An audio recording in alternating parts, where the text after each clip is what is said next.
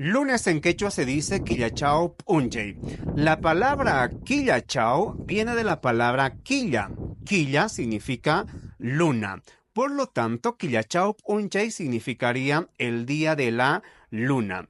Y casualmente no solo pasa esto en quechua, ya que en español o en castellano, lunes, que también viene de la palabra luna.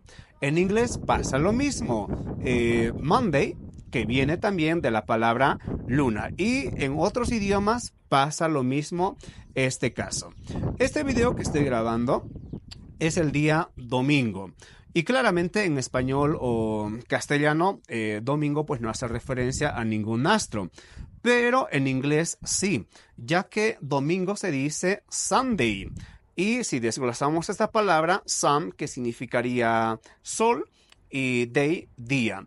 Y esto pasa lo mismo en quechua, ya que en quechua sol se dice inti y día se dice punche. Entonces, ¿cómo se diría domingo en quechua? Déjame ahí en los comentarios. Ajina kaspaka ya chakujuna, tinkunakama kachu.